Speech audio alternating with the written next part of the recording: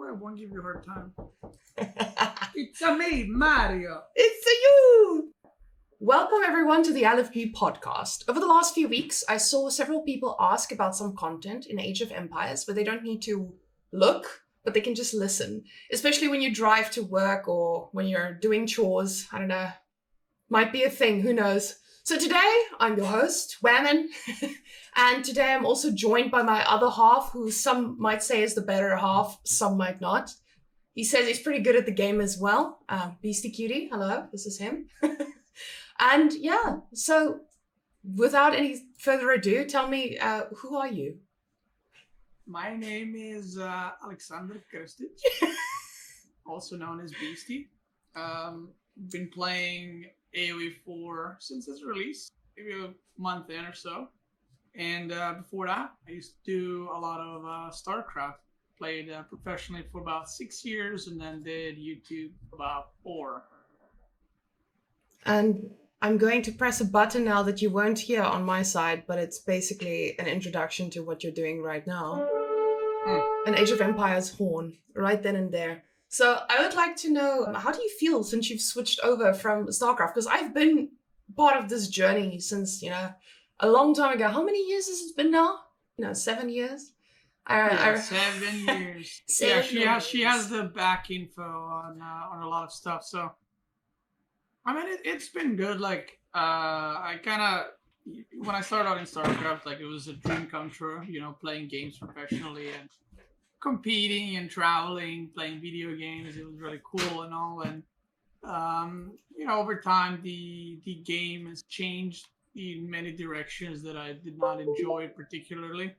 And, that's why I quit pro gaming. I just couldn't be bothered like practicing anymore and just didn't enjoy playing it as much. So I turned myself to more like fun side of StarCraft. It was like, doing series, doing fun challenges. And when I switched over to A4, my plan wasn't to be a pro.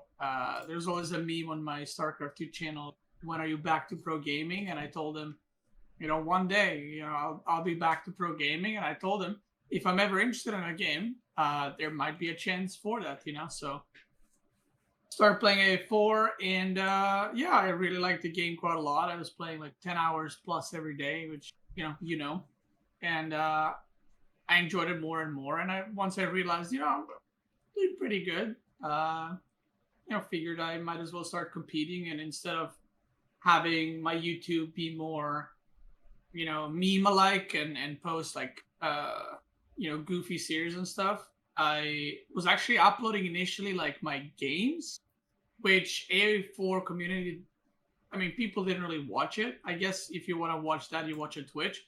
So I started making more like commentary-based content for YouTube, which so far has been working out. Well, honestly, I think as I have grown with you, I remember back in StarCraft, people would want you to put these 1 hour games on YouTube. And they would ask you like, why are you cutting away pieces, even though it's dead space? But in AoE, I feel like people are more about that fast-paced content, even though the game is not as fast-paced, especially at the start.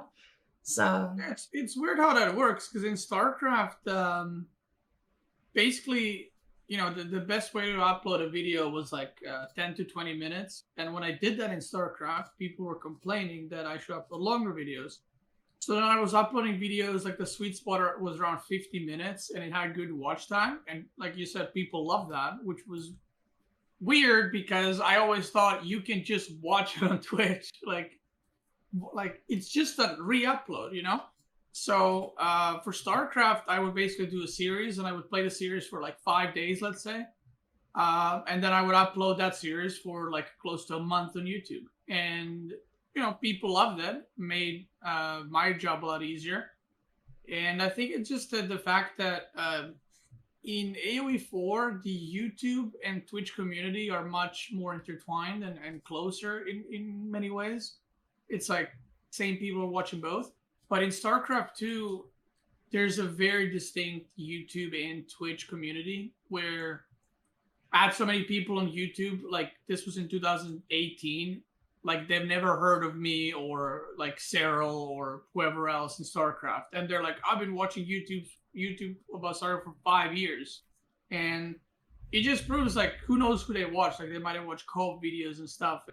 Like the communities are completely different. So I tried so many times in StarCraft to make content that was like, me discussing stuff or some more prepared content, but people were like, no, we just want gameplay videos. All right, I'll do that then.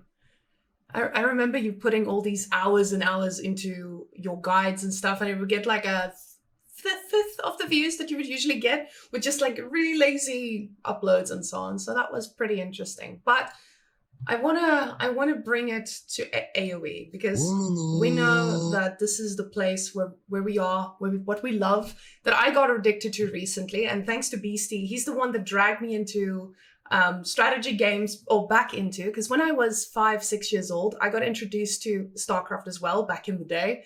And I fell in love. But, as a 5-6-year-old, you need to cultivate that culture for a little kid. And I think that's when you also started, when it came out and your dad pushed a computer on you. But now, here we are, a million years later. We're old. We're adults now. We have 2 grown-up dogs. Look at us now. Now, yeah. I got a question here in the chat.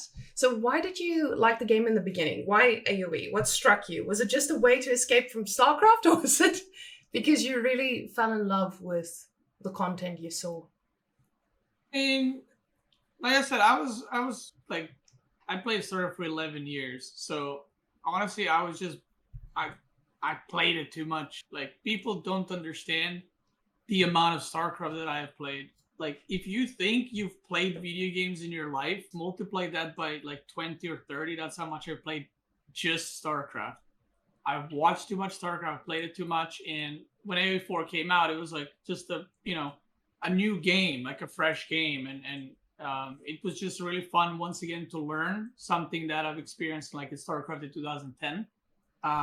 Just to learn something new, to figure out new things, and I enjoy that it was more strategy oriented, rather than just pure mechanics and who can play faster, kind of react faster.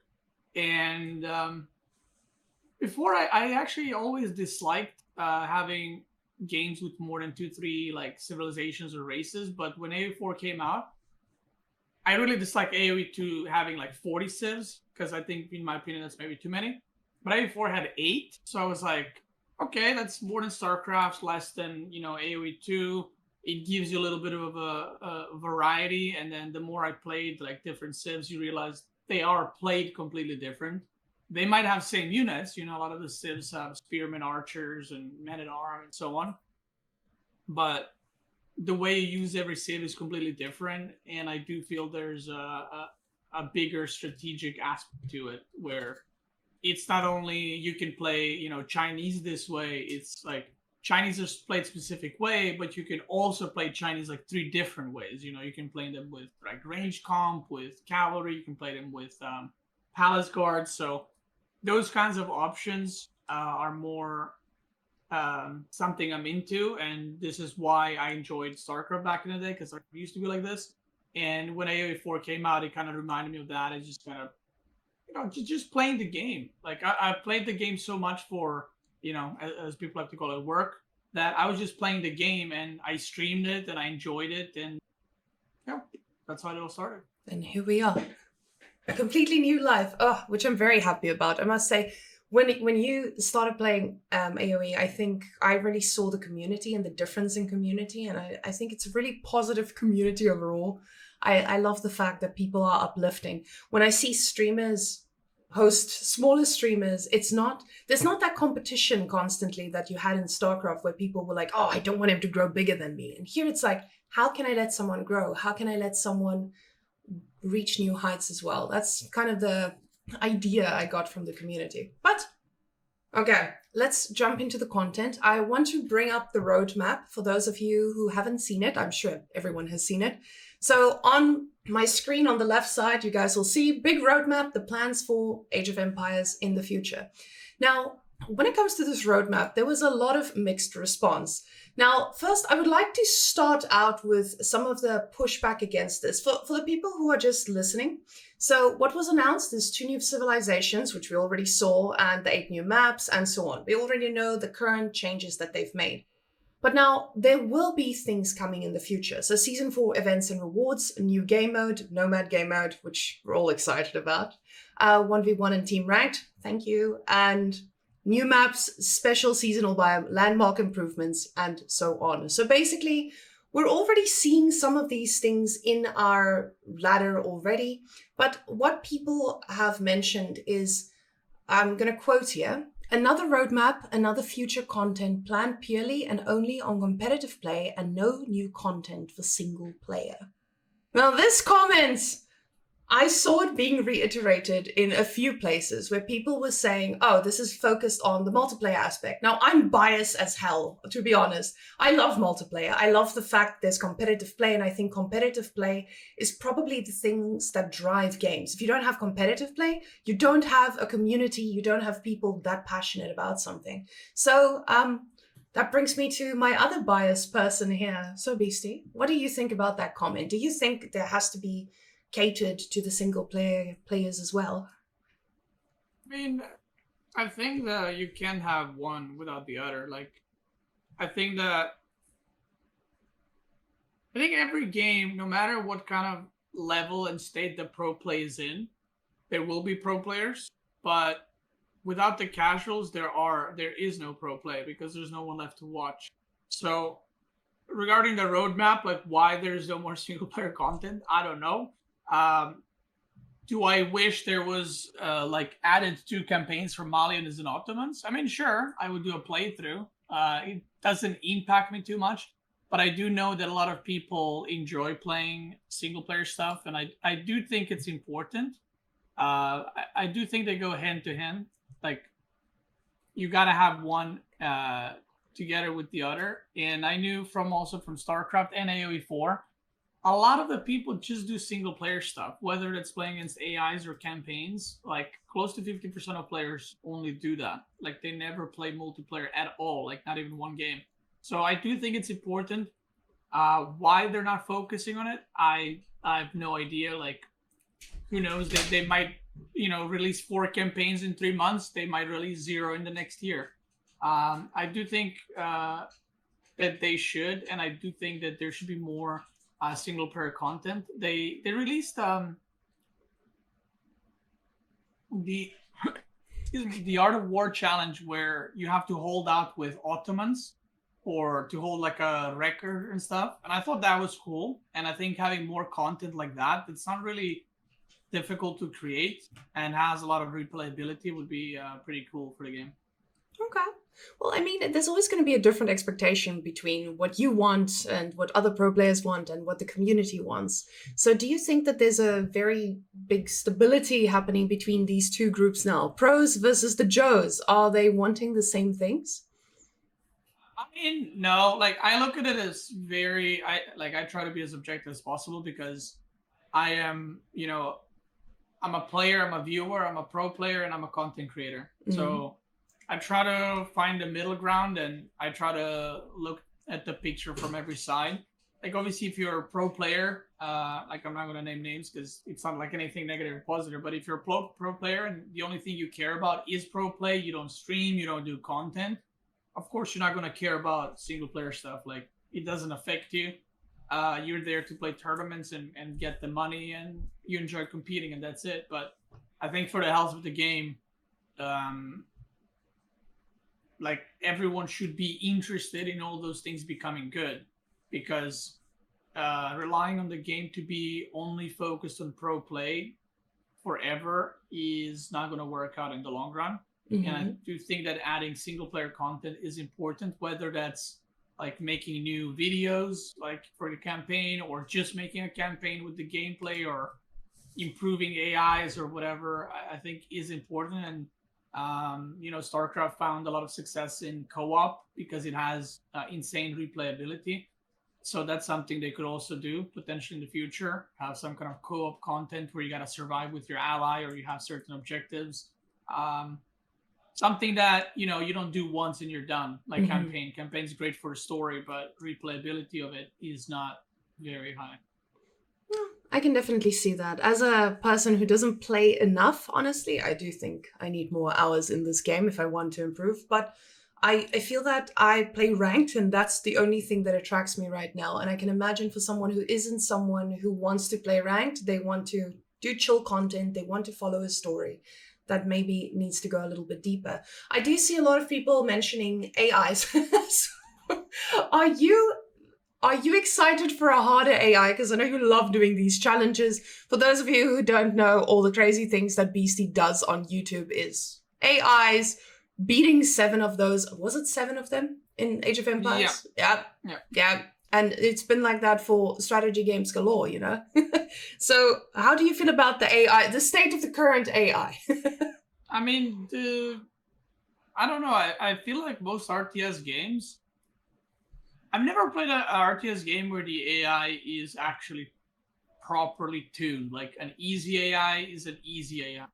I feel like most RTS games, easy AI just doesn't do anything. Like, I can understand they don't want it to attack the player too fast, but in most RTS games, easy AI doesn't do anything. It's just standing there, and it's basically like has 2 units, and then you kill it, right? Which, you know, maybe not a bad idea, like for the entry level. But then I feel that, again, most RTS games, the higher you go in difficulty, it's either not difficult at all, or it's just like the AI is insane. Like you have to be so good in order to defeat it.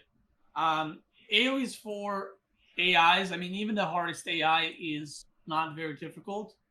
I'm not going to use my example of beating 7 AIs alone, because there are ways to abuse AIs. They obviously act in certain ways, and I've done this in StarCraft, and I've done it in AoE4, where if you do certain things, the AI will do certain things. So that can always be achieved, you know, through just abusing the way AI is programmed. But when you play a hardest AI against in one-on-one, you know, recently I've done casted games of the AIs on my channel, and you can see like they kind of start off well, but they don't even have the proper build order down, which is kind of weird. Like they do it, but then they have resources, they don't age up in time. Like they would have like 9 villagers on food, 4 on gold for a minute and a half longer than they need to, and they're not aging up. Then they age up and they're not producing anything. They're like long distance mining, which is weird. It's a very basic thing that the AI shouldn't do. Yeah. And there's still issues with whenever there's a keep, the AI just does not know what to do against it. It just sends units to it. And then when the AI, I think the way it's programmed, when it sees that it's going to lose, it starts retreating. So it basically gets to the keep, sees it cannot beat it, and then starts retreating and loses more than half the units. And I've seen this once again a lot when I was casting these AI games, where there are some points in the game where they're kind of looking okay, you know, they're doing everything right, but then they just kind of derp around. It also seems like they don't know their victory conditions. What I mean by that is when they have an army lead, they don't go to finish the game, or they don't have a command like attack. Some RTS games have AIs that are like, at 10 minutes you attack for the main base, and they kill everything on the way, and then they kill the main base. And that is a very simple way to do the AIs. AoE4 AI sometimes attacks, kills the army, and then goes back. And I don't know, this is what I mean. I don't know if the AI has a clear win condition programmed. Like, what am I supposed to do to win the game? It seems that it's trying to fight the units and sometimes retreats for no reason. So I do think that the AI can be a lot better. And honestly, the hardest AI should probably be intermediate AI on the terms of difficulty. And I wouldn't mind that, because I think the hardest AI should be an AI that a gold or plat player can play and give it a challenge. And I think another problem comes from, this is something I rant about in my stream all the time. Everything is made to be beaten. And I think these days, even in RTS games, the hardest AI is made to be beaten, not to be impossible to beat or a challenge to beat. So that's why there's always like mods that you got to use to make the AIs better for whatever reason. So yeah, AI do need improvement. I can imagine it gets quite frustrating because you want to feel like you've achieved something when you killed the hard AI. I know I felt that way. When I killed the hard AI the first time, I was like, yes, I'm ready for ranked. I was not ready for ranked. But I guess you're always ready for ranked because you'll just get placed in the right position you're supposed to be. But I would like to be able to go back and go to a brutal AI. And I think a lot of people here are mentioning that you don't want a brutal AI that cheats. You want an AI that doesn't cheat, Plays but normal.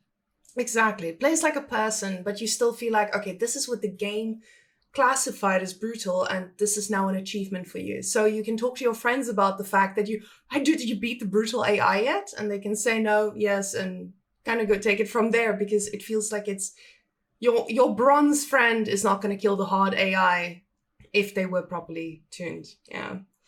I mean, you can do many stuff with it. Like for me, and again, this is something that as someone who's been in the scene, not AoE4, but in general RTS for a while, and has been playing RTS for a very long time. In my opinion, the AI should be a reflection of the player ranks. Oh, So what I mean yes. by that is easy AI should be equal to bronze player. If you have, let's say, 5 ranks of AIs, difficulties, whatever you want to call them. The next rank should be like silver. The next rank should be maybe gold plat. The next rank should be diamond. And then the hardest AI should be conqueror level. I'm not saying it should be pro player level, but it should be a conqueror level where it's aging up properly. It's making proper units. And you can adjust these AIs, where if at 10 minutes the hardest AI has 10 knights, you can make the easy AI to have 1 knight or 2 knights, right? And even simple commands of just attack at X time would allow players to prepare for harassment. Like, I think AIs can be used as a great tool to help the players get prepared for the multiplayer if they're executed properly. So what I mean by that is the French AI, if it was made so that it sends the first knight immediately to enemy base. So if it's easy, it's going to have bad micro and might lose it to town center. If it's the hardest AI, it's going to micro it well. That prepares players for the rank play. That's what players do in the rank play. But you have an AI that plays French, makes a knight and stand in his base, and then you go to multiplayer and you just get banged by 3 knights and you lose the game, and you're like, oh, I had no idea it's possible. So, even going, StarCraft had this, which wasn't implemented too great, but they had AIs that was like macro play, all-in play, whatever play. And I think that could also be used as a tool to practice, right? So you could pick Chinese hardest AI and then pick like boom build. So you can somewhat practice against Chinese conquer level AI that that goes for boom and does those kinds of things. And those things give you replayability, right? To not only have 10 different Civ AIs, but also have multiple difficulties, and then you have multiple play styles or build orders to choose for them. So those are all things that would be really, really good for the game, even though they don't affect me personally, but I think that would be great for the more casual player base.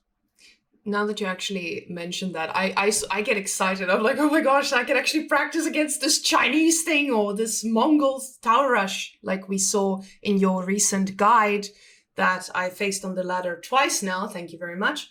But I actually enjoyed it. I enjoyed playing against that again because I felt like tower rushes were getting so weak from Mongol's side. And now people are actually doing it properly. And I feel excited to actually play against it and improve against it. But I would love that. I would love if an AI, if you could say, okay, AI, go that horrible build order that makes my heart pump way too fast so I can learn how to counter it and face it on the ladder. I absolutely love that. So yes. One day. Yeah. But the AI doesn't have to be like machine. I'm not saying like Alpha Star. Like I'm not saying to do a self-learning AI that's going to compare itself to the player ranks and adjust. I'm not saying that, but at this point we know what a bronze player is, right? Like we know what a diamond player is.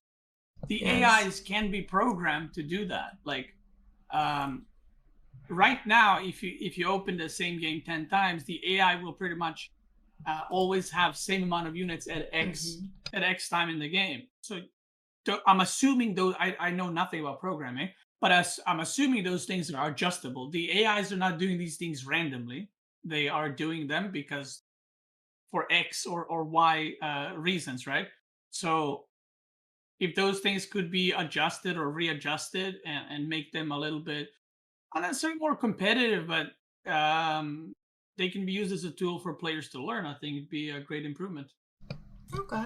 Well, I mean, you sold me. My goodness, I hope someone from the team watches this and tells us there's good news in one of the next roadmaps. Please, roadmap makers. Well, I think AI. I can see the chat is already like fired up about the whole AI thing, and people are mentioning AlphaStar. Now, for those of you who don't know what AlphaStar was, it was this amazingly cool AI that they implemented in StarCraft, and the AI learned from absorbing millions and millions of games, or was it more than millions? Was it billions of games being played against itself? Give us an overview. They had like all the replays from all the pro games uploaded to it, and then they had hundreds of hundreds of different agents, which are basically versions of the Protoss AI, hundreds of Surrogate AI, hundreds of Terran AI. They had them play against one another at sped up pace. So, for example, the games the AIs would be playing are like times 30, and they would be playing millions of games and learning against one another in order to improve. So basically all the agents developed different metas and different understanding of what's good and what's bad. But obviously that's very very complicated. It costs a lot of money. So but that would be cool as well. I mean, seeing that in Age of Empires 4 would be crazy. Imagine that with AI trying to Mongol tower rush, or that AI going with the French knights harassing with the perfect micro. Oh, I can already feel my little spearman quaking from fear. I remember recently, my recent biggest hurdle was knights. I think knights in my base was just a nightmare because I was set on making stables as well. Because one time I was watching your stream and you're like, why do we always go barracks? We could go stable as well when we see they go stable. And I was like, I should do this, but I didn't consider that it was not maybe meant against French. So where their knights might be a bit stronger than yours. So yes, I have now accepted my fate and made spearmen to stand all around where I need them. And yeah, AIs, please. Now, I want us to go on to the next topic that I think was a really big one for a lot of people, and that is team games. I just butchered your clap. I hope you enjoy that. So no. When we look at team games, I mean, they're the talk of the town right now. And the whole idea of why I'm calling this podcast LFG, because we know that stands for Looking for Group, is because I feel that we as gamers want to find community in gaming. I can count my real person friends on my one hand, and I can count my gaming friends on at least two hands. I think that we all want community, we all want a group, and the friendships we made throughout our gaming time, I think, have been extraordinary, really. I can't even think of a word here. Phenomenal! I can say the word phenomenal. I got that one. Yeah. For those of you who don't know, that's a Wallaloy reference. But yes, I think that all of us are looking for community. And I think these team game tournaments that are popping up, I'm really hype about them. Because in a way, this is that community that's being built. And strategy games are finally going from single player to, I know it's multiplayer, but like you are a solo to you are in a team and you're relying on someone else. Now, as someone who comes from League of Legends, that was always really fun for me, but it was always really frustrating when your teammate doesn't practice or the guy feeds. But I feel that at this high-level strategy games, this might be a little bit different, especially because the teams are smaller. So how do you feel about team games? Are you excited? Are you ready for it? Do you want 1v1s to come back? How do you feel? So, I mean, I've been wanting a team game tournament for a while because I think it's a good, I mean, I call it the distraction. It's not really a distraction, but it's just good to switch up a little bit. You know, just like if you play one-on-one tournaments, it's good to switch up the format. It's also good to switch from one-on-one to team games. But yeah, I mean, I miss one-on-ones. Like that's what I like the most. And I'm enjoying the team tournament so far. We've been practicing, you know, whenever we could.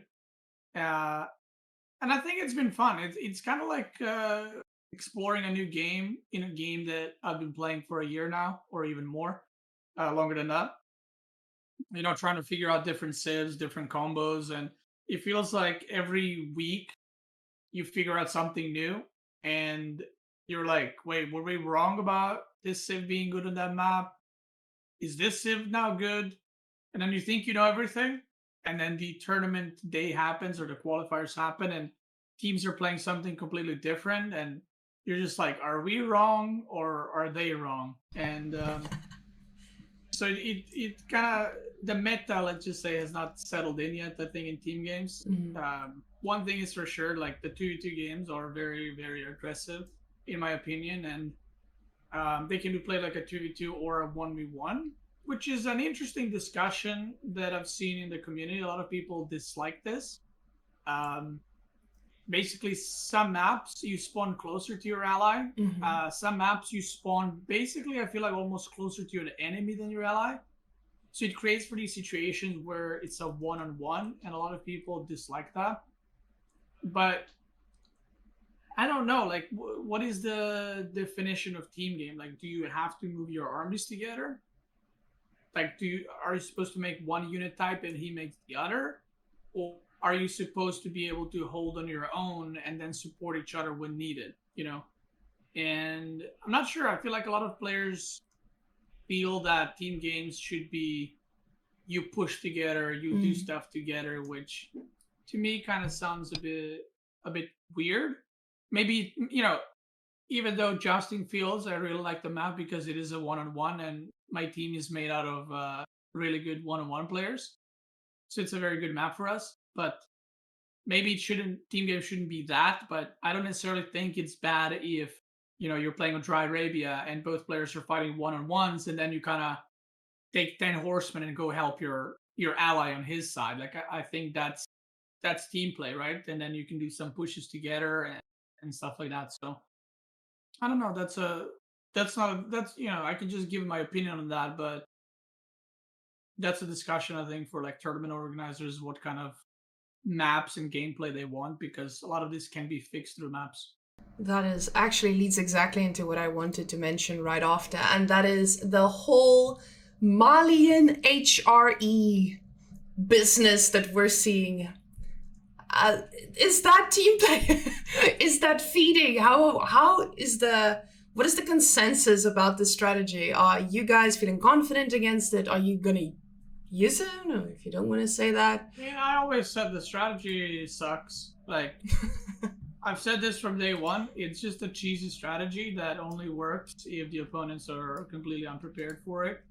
And it's extremely all in. In 2v2, it's completely all in. I think it has more potential in 3v3 because you can target 3 players. So if you manage to force 3 players to get a reaction for it, that's a problem. But in 2v2, it's just a cheesy strat. And it's basically, HRE on steroids and Malians just feeding him the steroids, and that's it. Like, Malians don't usually do anything in that matchup. Even if they make some units, it's very, very few. And I think that the moment this thing started, which was a couple of weeks ago, I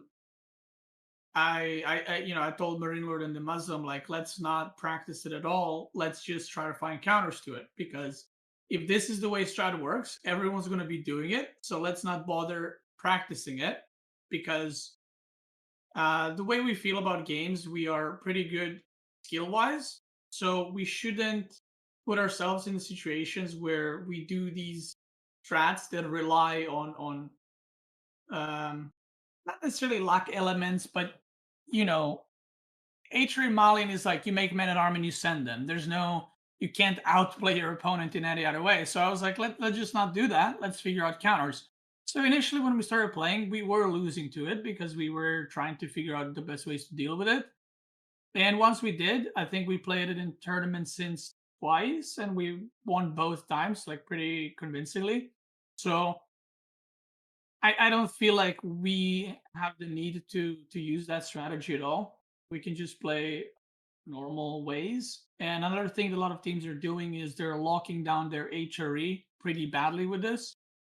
Like, for example, we know that they're not going to pick Atri and water because they're saving Atri for Malian, which is another, I think, bad thing about this strat. But it did have a lot of success in the tournament, I think. Now, will we see it again? The reason why I'm giving out all this info, I don't think we're going to see it again because it got nerfed last night. So I would be surprised if people keep doing it after the nerf. But if they are, I welcome them and I hope they use it against us. Okay, so prepared. Yeah, because I think a lot of people have been reading about the whole thing called the hamburger strategy. And from what I understood, the hamburger strategy is just where you send the beef so that they can get the beef much faster than the other food resources, right? Yeah, so the cow have 0.99, I think it's 0.99 or 0.99 gathering rate, which is, I think, equal or close to deer. So basically, while everyone else is on sheep, which has a lot lower gathering rate, Atri gets the cows from Malian, which have insane gathering rate, and they're under a chapel. So their food income is just like insane, and it allows them to rush castle and go burger palace, as you do with the hamburger strategy. And then you just spend men at arms. And the problem with the strategy, the strength in it, is that the Atri never runs out of food. The Atri doesn't need to make farms. The Atri doesn't need a lot of gold because men at arms cost 20 gold. So it's just an infinite amount of units. And if you're not ready at the start of the men at arm flood, you will lose the game because the men at arms don't stop. And it's very hard to deny gold on either side, which is their main source of, Malians are making cows with gold. Atri needs gold as well. So it's kind of like a very easy strategy to execute, and it does require knowledge to stop more so than to play it, I would say. But yeah, it received a nerf. The gathering rate went from 0.9 something to 0.6 something. So it's like 30% nerf, right, on the gathering, which is quite a lot. I'm sure it will still be viable, but probably not as good. Now, Malians did get a buff where cows now cost 75 gold from 100, and their gold pits generate more gold. But I feel like for this strategy specifically, it's still a nerf overall because the main strength is Atri getting the food and not so much Malian having more gold. Because Malian with more gold is not going to do much. It's the Atri. So I think the strategy will be viable, but maybe a little bit weaker. Okay, well, makes it very, very clear for me as well. I did not know that the nerf actually went through last night. I'm glad to hear it's in time for the tournament. Were there any other significant changes that you're expecting to impact the outcome of this weekend, or was it mostly just the Malian nerf that would affect these 2v2 plays that we've been seeing? No, I mean, I think it's just that. In general, I'm trying to think what other change. I mean, we had like ranked map changes and some of the other changes, but I think there were no other balance changes, if I'm not mistaken. Oh, there was the Springald ship requiring one less shot to kill arrow ships. I mean, players in the tournament have been vetoing the water maps pretty hardcore. So I don't think we've even seen like a Mediterranean game yet. So other than that, I think it's going to be more or less standard. Now the question is if the players will actually still use the hamburger strat, or will they adjust? And if they decide to adjust, I think that works pretty well for us because we have been adjusted for a couple of weeks now because we haven't done that strat, and they have literally 2 days to figure out what they're going to do. Well, 1 day now. Well, they saw it coming, I assume and hope, basically. All right. Now, I mean, when it comes to these 2v2 and 3v3 games, I think a lot of people have been a little bit confused as to why some people are playing, and then the next game, 2 other people are playing, and then it's 3 again, and then 2 other people that haven't played in the first game are playing. So, no balance changes. So we're not expecting the best Delhi player to come and only play Delhi. I expect then to see less Malians. I'm very happy about that. I like Malians. I've been enjoying it a lot, only making villages because of the torch damage. But I haven't ever seen it in 2v2 in my own games, except for feeding the cows. So I'm very happy to see that's dead. Well, yeah, I mean, either way, you won't see less Malin because now we're entering best of 7, so you got to play all the civs. Oh, that's fun. Okay, so there will still be a strategy developed. Well, the question is, are they going to play them in the... So the way it works, it's a 2v2, then 3v3, then 2v2, then 3v3, then 2v2.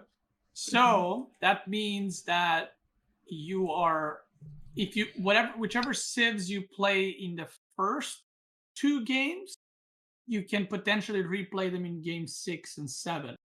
So that's also an indicator like what players value the most. So if people pick Atri Mali in game 1, it's obvious they think it's still strong and they're going to repick it in game 6.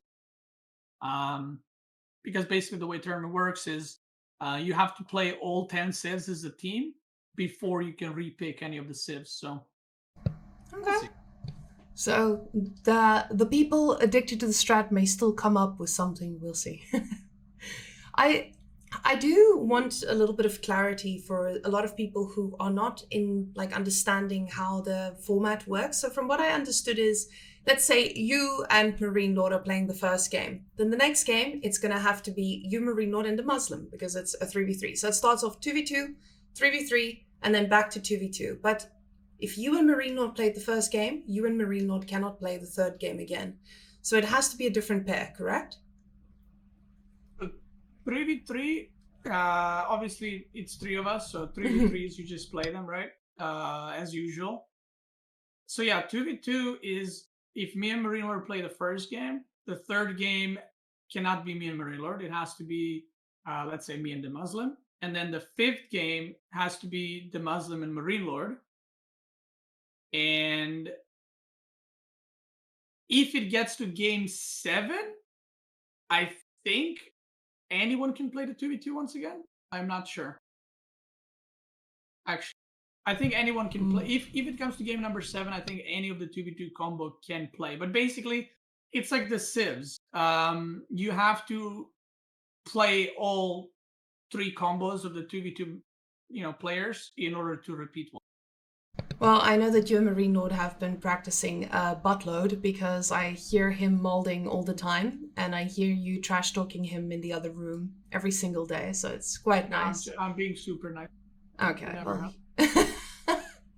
yeah, you two have been an extremely interesting pair for me because you guys have been like playing together since StarCraft, and I always remember the trash talking / bantering from back then, but not between each other, but rather just like not being in the same, sphere. It's always been competition, but now it feels like you guys are like the old Terran brothers and now the 2 biggest chads in AoE4. So hats off to you two. Now, I'm bringing up that little map that I was talking to you about a little bit earlier. The big paint job that I have on my screen here, as you guys can see, there are 2 tree lines. Now, boys and girls, the tree lines have confused a lot of us because I feel that you don't really know. Do I instantly go and try to chop through to get to my ally? Would I only do this if there's a very big skill difference between the 2 of us? Like, if you and Marine Lord are playing next to each other, you guys aren't going to try to chop right through because you can 1v1 those guys with ease. But on the other side, if Core and, who can I put with Core that we can meme hard enough? Marine Lord. Oh, but you and Marine Lord are already together. Let's say if Core and the Muslim on the other side. No, I hate the Muslim. All the love, I promise. You and your bald head. So, if Core and the Muslim were on the other side, would Core want to chop through to the Muslim for the hopes of the Muslim saving him in the game because of the 1v1 against Marine Lord? Or do you think Core would still stay in his lane and try to defend against Marine Lord while the Muslim tries his best to kill you? I think people who chop through early on just don't know how to play the map in general. So we've had a lot of practice and a lot of players. So in practice, me and Marine Lord played this map and me and the Muslim played this map quite a lot. And I genuinely think we lost 1 game on it. And basically we had a lot of teams that were chopping through early. We had teams that were trying to trade early. We had teams that were trying to all in one guy early. And in general, it should not work. And the reason why it should not work is, well, A, you can scout it. since we played against it, we're more aware of it. So we scout for it. So if we see people are chopping, we can react to it. We can either chop ourselves on our side, or we can just push the opponents. So the reason it does work is we both force the opponents to fight us in a one-on-one. So let's say player A goes to help player B. If I attack player A, he's going to die. He cannot send his whole army to player B and help him because he's going to die. So if you are super passive, then your ally on the other side might die if they chop through. But if you're aggressive on your side and your ally is aggressive as well, then they can't send armies to each other. It doesn't work. I've also had 2 games in practice where I was actually playing opposite both times, and they chopped through. And this is where we started scouting for it every game. They chopped through super early, and they all in me in feudal with rams, and I killed both of their armies, which was the funniest thing. And then, the guy, I think it was with the Muslim, on his side had nothing, so they just GG'd out. And I think in general that map is not made to chop through early, because I've seen some comments when I watch the games on Twitch regarding this, like, oh, why are they not chopping through and just killing one guy? It's like, well, the other guy's gonna kill your ally before, because basically, if let's say the Muslim is free on his lane, he's attacking a guy that has 0 units, and 2 of them are attacking me that has a full army. So even if they do kill me or do damage, the other guy is going to lose the fight much quicker and lose the game. So in general, this map was made to be played one-on-one, right? It's supposed to be a jousting field, and then once the game reaches later stage, you can do a raid of like 30 horsemen or 30 knights to the other side, which is why it's extremely important to not play passive. You need to keep your opponents engaged, because even if the map is split on your side, if you're not fighting the opponent, he can just send his whole army and just kill your ally extremely quickly. Yeah. Okay, so you're basically opening up the floodgates to your ally as well. So, yeah. All right. Well, I do think then if you have people who are widely different skill levels, this could be quite frustrating, because you'll end up doing a 2v3 in some cases. So I see why you... Same thing can be said for team games, right? Yeah. Like, if me and Marine Lord are playing it, and some people are like, oh, it's frustrating because they're better one-on-one. I mean, that's the same thing if you play a team game map, and I say it's frustrating because they're better team players. This is how the map works. I can understand it's a team tournament, right? But this is how the map works. It's supposed to start as a one-on-one map and transition to a team game map, which I think is a cool idea. Like I said, I like the map because it favors us in the way we play at our skill level. But I can see why some people don't think it's a real team map oriented play. But similar kind of effect can be achieved on other maps, and we've already done it on a few maps where if the spawns allow it, if the 2 players are different from one another, you can force them into a one-on-one. Okay. I don't think it's that big of a deal. So this really just plays into your strengths. I mean, that's a good map then. Noted. I can't even imagine how it must feel to know that you're going to play against Marine Lord, Beastie, and the Muslim, each in a different lane, and just praying for one or the other once you load into the screen. So there's no preset. It is random spawn, correct? Like on each side? Yeah, it is random spawn. Okay. The funniest thing is when we practice 3v3 on this map, I think we played this map in 3v2 twice, and Marine Lord lost his lane both times.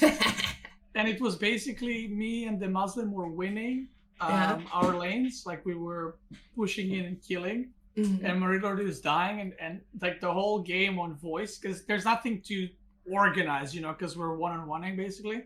So the whole time we're just shit-talking Marine Lord because he's losing again. And, he's just molding and bringing in, certain animals in the game and comparing them to moms. And, yeah, so there's always beaming to be done. But overall, I've never had a situation actually where it was like one player or your one player wins, your one player loses, and the last lane is equal. I've never had that situation where it's like, you lost one lane, you won one lane, and one lane is equal, because then I can imagine the game turns out pretty weird because your ally has to like run somewhere or something. I don't know, but I enjoyed it. It's a good idea. I'm looking forward to this. I'm actually super pumped because I know this is coming. I know you're gonna practice in about 15 minutes, so I know we're coming up on time soon. I'm very excited to see you guys win. Is that the plan? Are you planning on winning this tournament, Mr. No, Beastyqt? the original plan is dropping out around a 4, so that's the goal we're going for.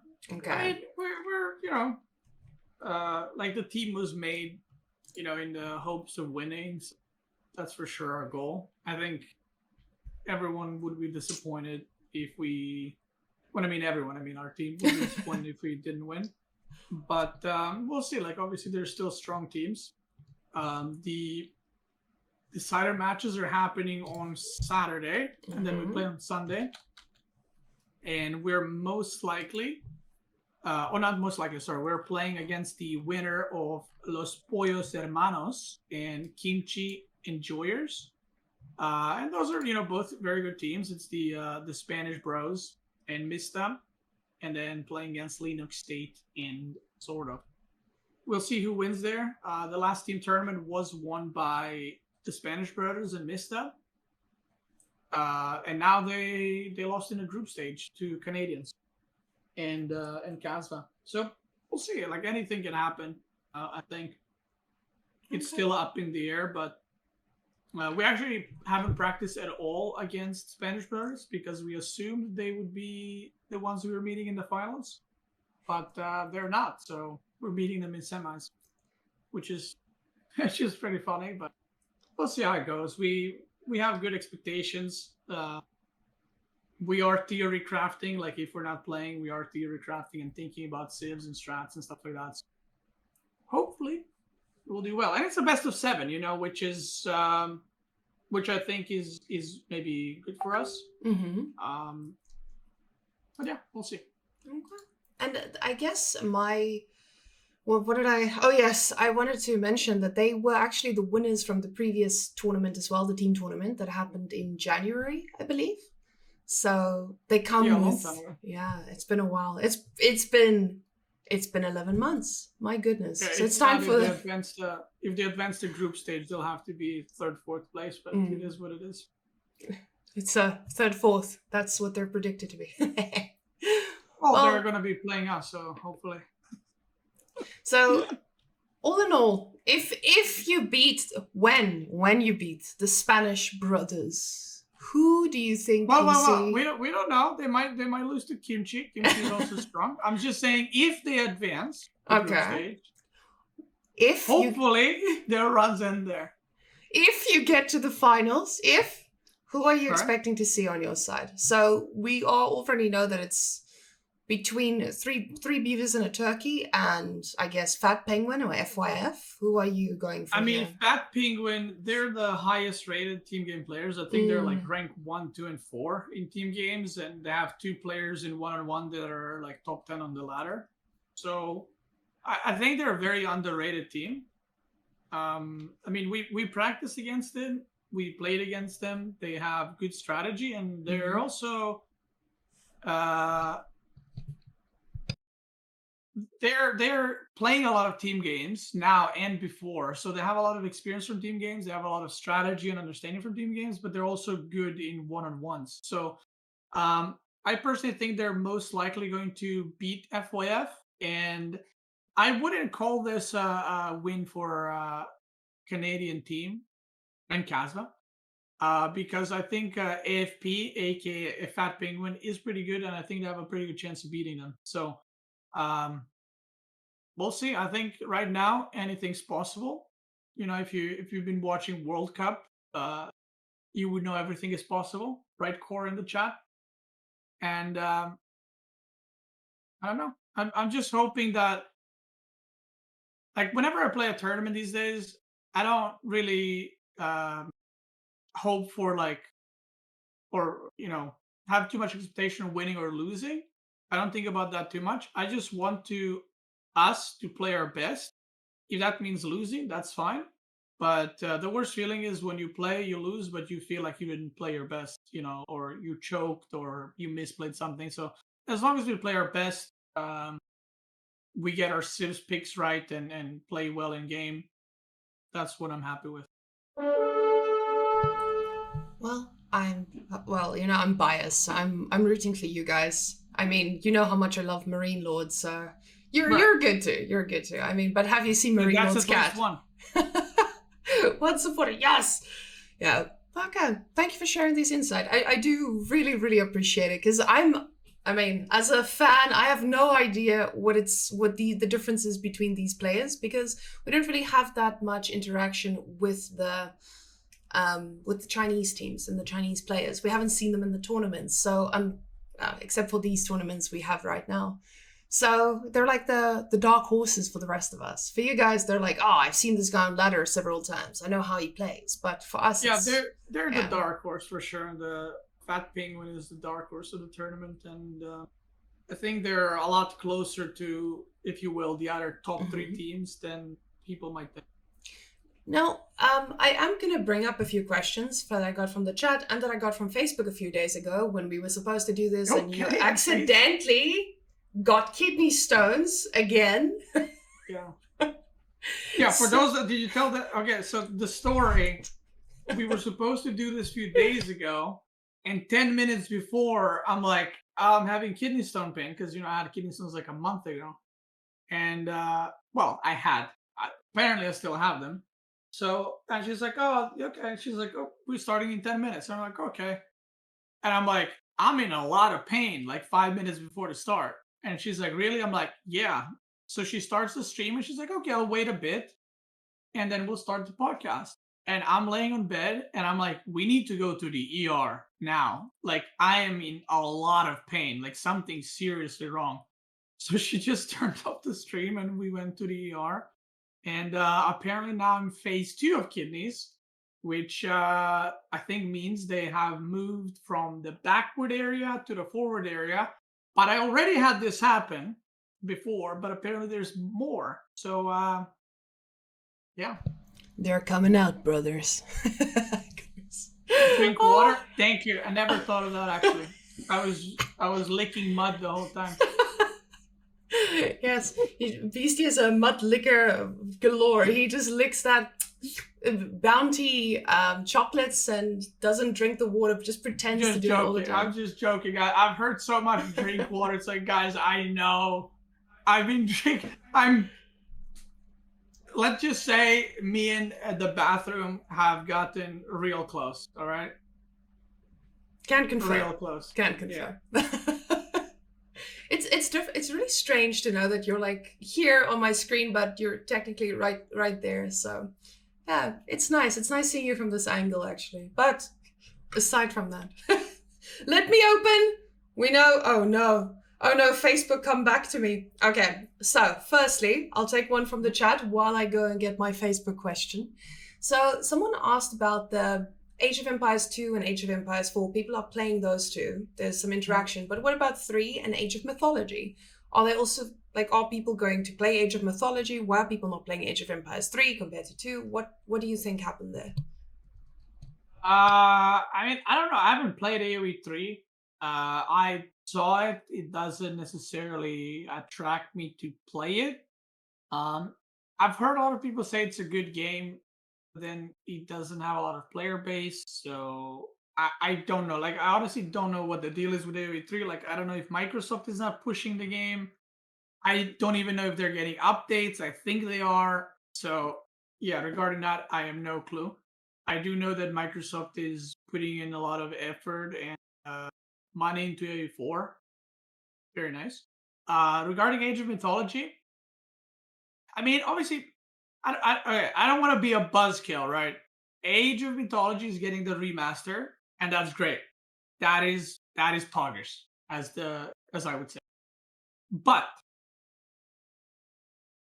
my experience with remasters and HD versions, if it's just an HD version, like it's just HD, like it's polished and that's it, it will be played for 2 weeks. Nostalgia will pass. And the players that used to play Age of Mythology will continue to play it.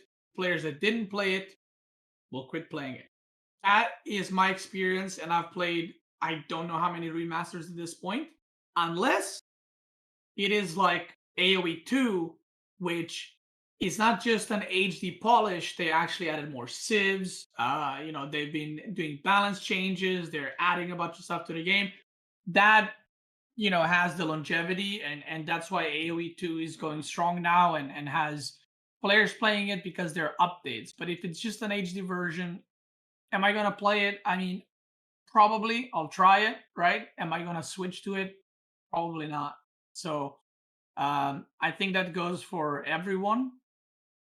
I would assume at least from a high level, like maybe people like Mista and the AOM crew might go back to it for a while to play it and stuff because they were originally Age of Mythology players. But I don't think you're going to see me or Marine Lord switch to Age of Mythology and continue to play it for 6 months or something like that. I mean, I did not expect anything less, because I remember with Brood War as well, when it came out, people were really hyped, and that hype kind of just went away.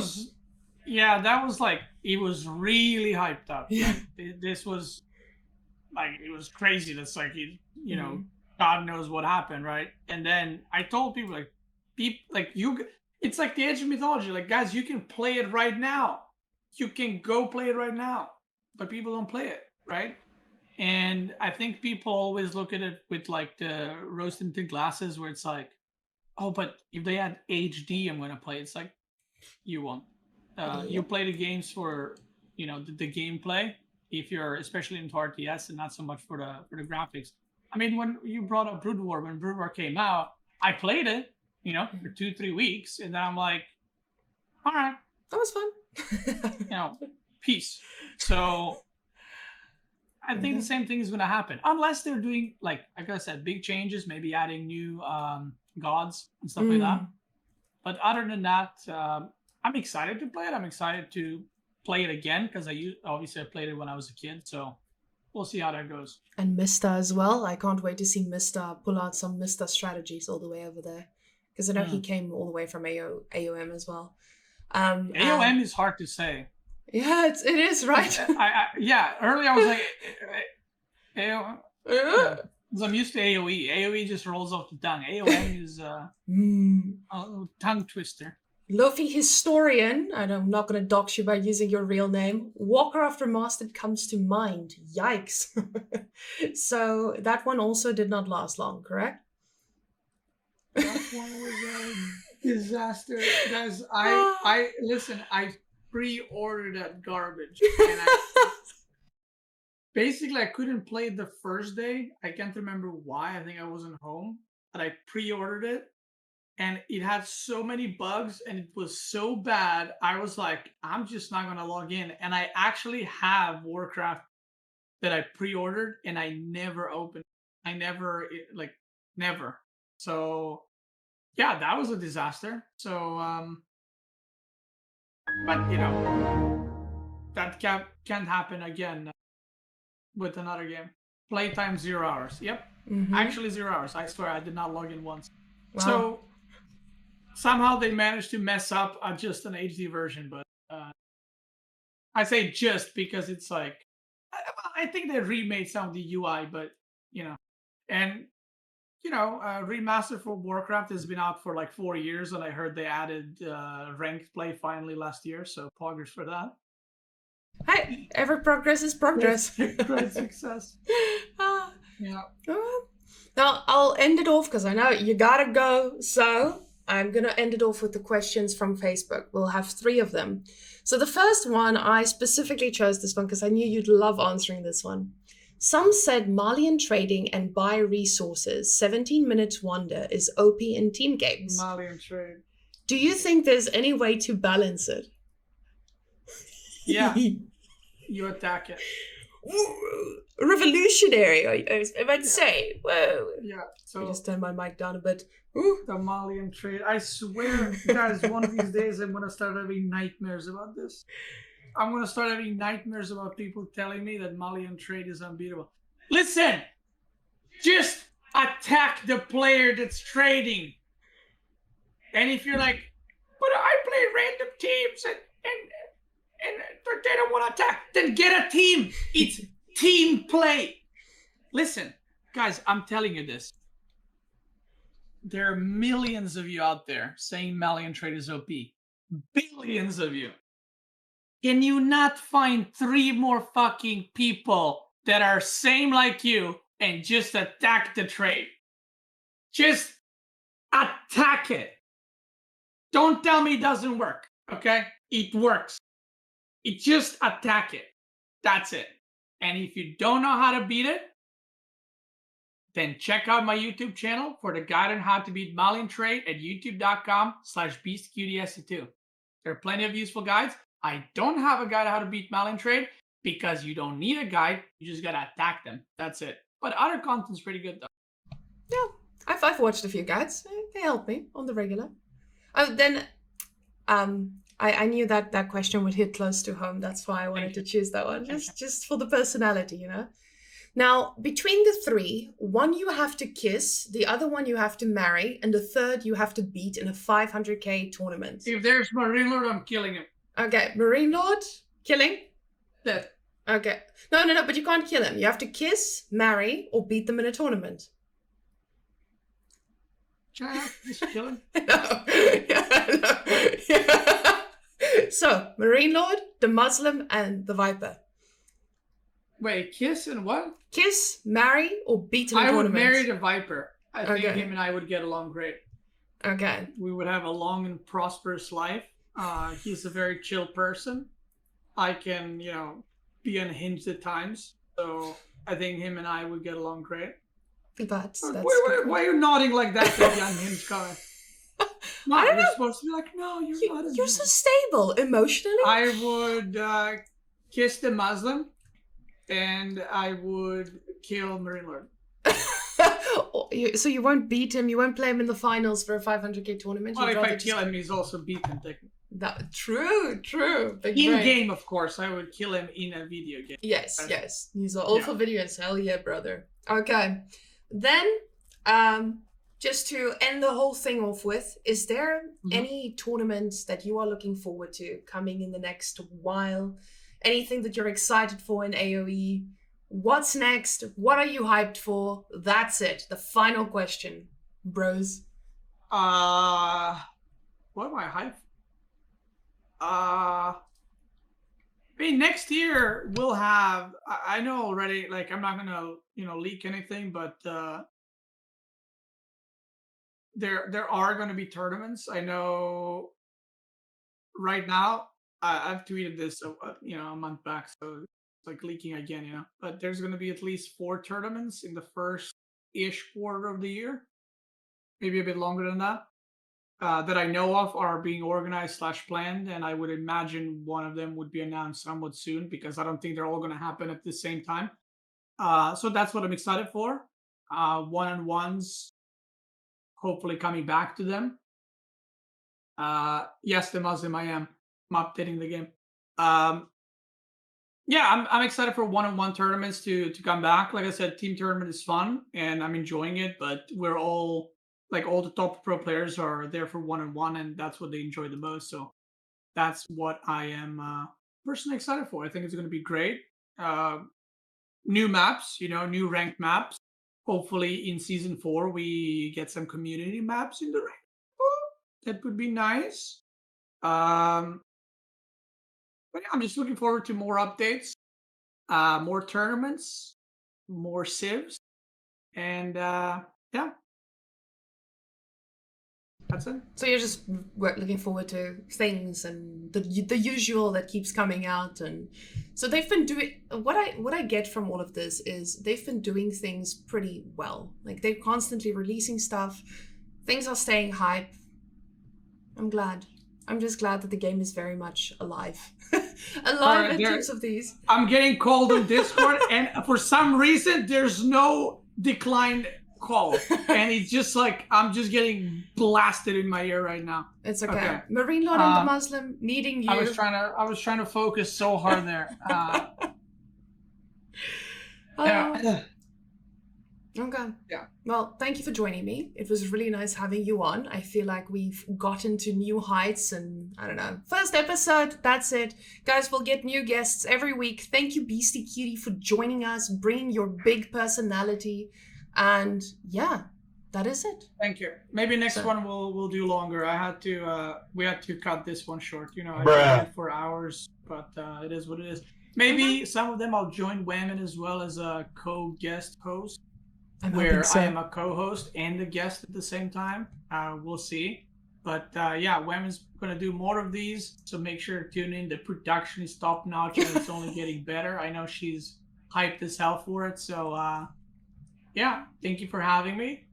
I have to go. Someone said in the chat, let the boyfriend go play with his friends. 10 gold. You ain't wrong with that one. But thank you. I appreciate it. Thank you everyone for watching. I hope you enjoyed it. And have a good one. Okay. Check out my stuff, YouTube, Twitch, and all those good things. Yeah, he's good at that. So all 120 of you who are live here.